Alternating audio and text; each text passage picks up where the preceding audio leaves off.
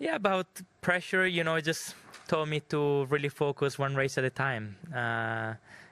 Just focus on what you can to control, and also to control the emotions, especially the ones that can make you do mistakes.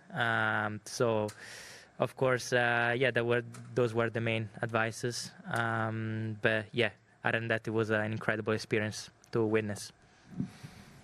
Thank you, Kimi. Next, please. Raphael Samt, Service TV. Question for Charles. Charles, the season is becoming more and more of an upgrade battle.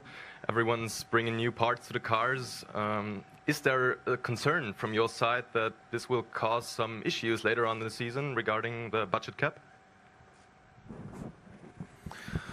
Well, on that, I trust Fred more than anything. Of course, I mean, there's a lot of work from the team to try and push production, to try and push the creative minds also behind the team that just pushes in order to have upgrades as quickly and as efficiently as possible.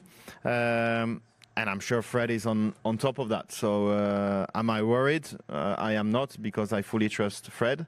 And I know that he knows what he's doing. So yeah, you probably should ask the question to Fred more than me. Thank you, Charles. Next.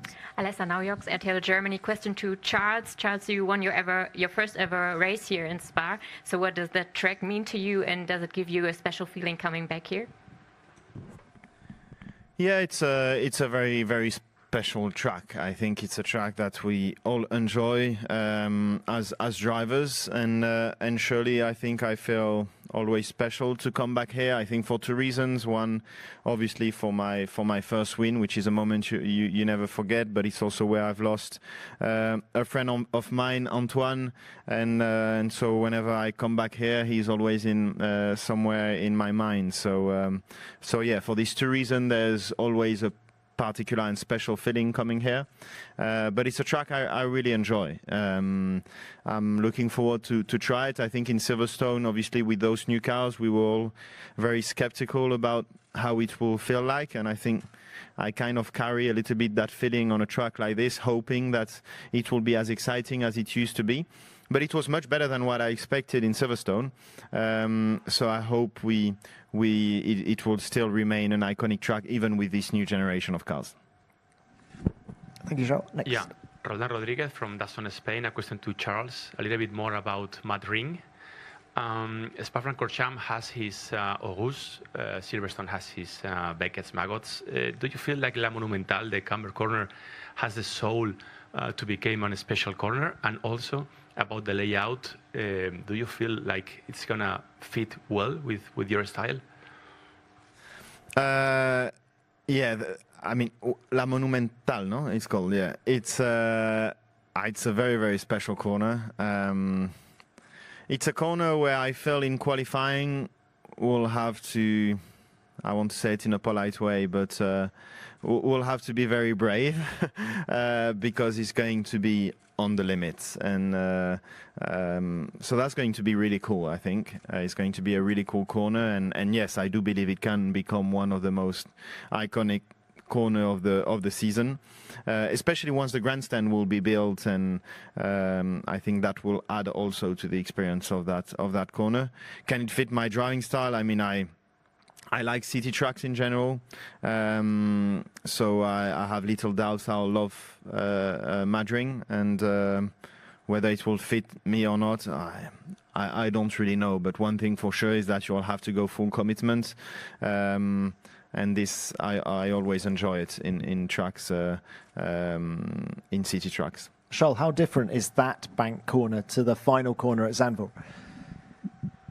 Well, the final corner in Zandvoort is actually flat out, but maybe turn three in Zandvoort is really cool as well. It's slower though, but there in Madrid it doesn't look flat as of now, at least. I mean, I was very, very far from being flat during testing, mostly because of the dust there was on track. But yeah, it's just a very, very cool corner, and I can only imagine the way it will be during the race weekend, and it will be very much on the limit. Thank you. Next, please. Mara San Giorgio, Sky Sport F1 Italy. A question for all three of you. After so many races and considering the understanding of everything, is still right, in your opinion, to maintain the 5-second pre-start procedure? Who'd like to start with that? I mean, I would be happy to shorten it a little bit, but I don't think Kimi will agree on that. I'm happy to stick with it, yeah. I don't really mind, to be honest. But no, I mean, yeah, jokes aside, I think we'll have to keep it with these cars just because it's, I mean, it's physical. The limitations are always going to be there, and we still need this lead time before being all of us ready. Some will want them to be a bit shorter. Some others will want it to be a bit longer or the same. But yeah, some lead time, and we will always need, I think, with these cars. All right, thank you. Next. Andy Gruber, Servus TV. Question to Kimi. Kimi, you're leading the championship, and you've done for quite some time. We're into weekend number 10, which could easily be halfway point of the season. Now, looking back to the first half, this is usually when kids in school get their first certificate. Would you rate your own season as a 10 out of 10, being the humble and self-reflective driver we've gotten to know you? And if not 10 out of 10, why? No, I wouldn't say 10 out of 10.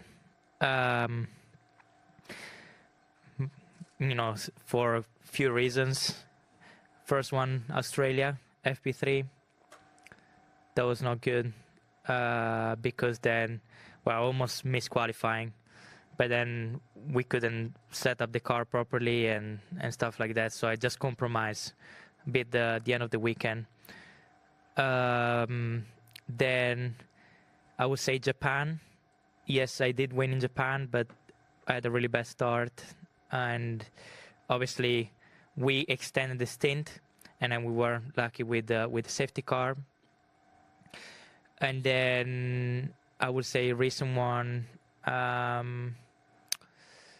I mean, Miami sprint race track limits, Barcelona qualifying mainly, Spielberg qualifying. So there's a few things. I would say 8.5 out of 10. Thank you, Kimi. Next. Another numbers one for Kimi. Craig Slater, Sky Sports. George said after Silverstone he thought 25 points was more or less fair based on the bad luck Pete had and maybe you having a bit of bad luck. Do you agree, Kimi? And despite the bad luck, do you think you're driving as well, if not better, than when you were winning the 5 races in a row? I mean, it's really hard to judge because, yes, he's had this bad luck, for sure. Monroe was one of them. Of course, we wouldn't have known how the race would have ended because we were both neck to neck, and we you know, impossible to know. But for sure, yeah, he was very lucky because at that point he was leading the race, so and he had to stop. Then for sure, there were a couple of other times that he was a bit unlucky. But yeah, I mean, on my case, we were going towards a result that was almost certain. I mean, Barcelona was P2. Silverstone, we cannot know. Because I didn't have the shot, but I think would have been at fight for it. So for sure, we know those would have been certain points. So yeah, I have to say both of us had bad luck, you know, one of us had it in more critical moments at times. But as I said, it's the way it is. This is how motorsport goes, and we all know that, and we could see ourselves how this can shift very quickly.